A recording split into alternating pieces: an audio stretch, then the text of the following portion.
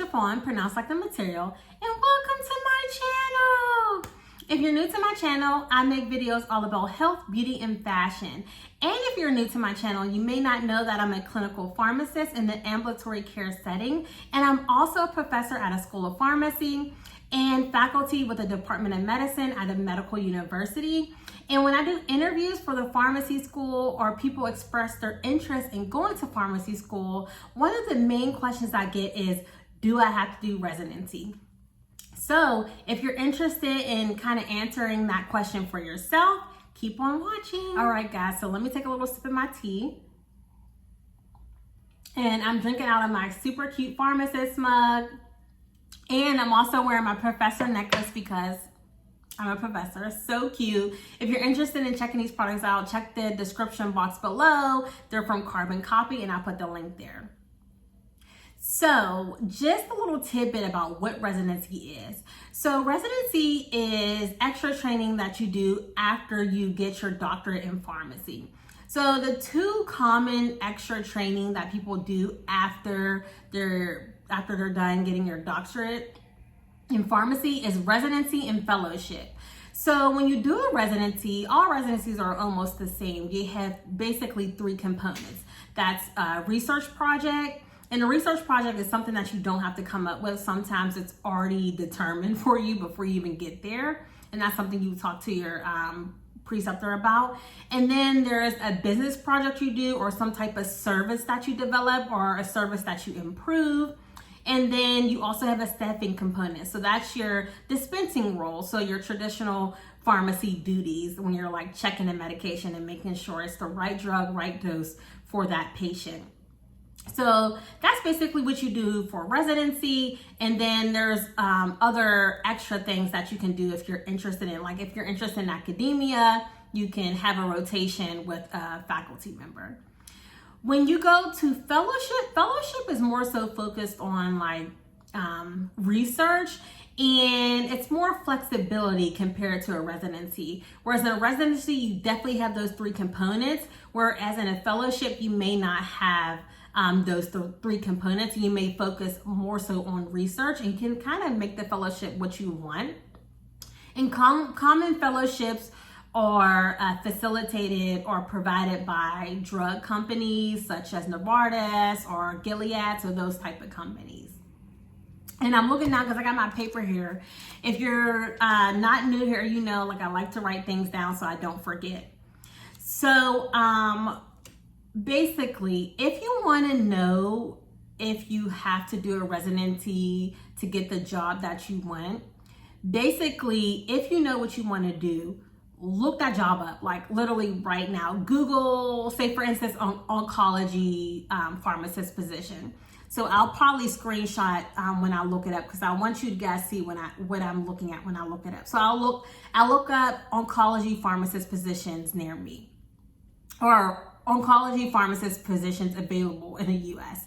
And then what I will scroll down and look at is the prerequisites for that position. Oftentimes, the prerequisites for clinical positions, such as like positions that are in the hospital or the AM care setting, even in like managed care, it may actually require for you to do a residency. Or they'll say residency required, or 3 to 5 years of prior experience. Now that's how you would know if you have to do a residency.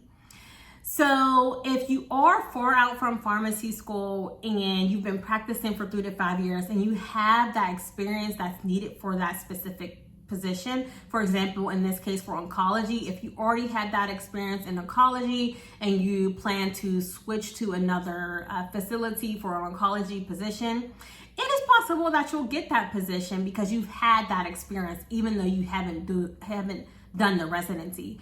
But if you are fresh out of pharmacy school, it is more than likely that you do not have that experience working in the oncology field as a pharmacist. So it's highly unlikely that you will get that position, because your application will be ranked against other applicants who may have pursued an oncology position. So that's a quick way for you to know for your specific position that you want to pursue after pharmacy school if a residency is required.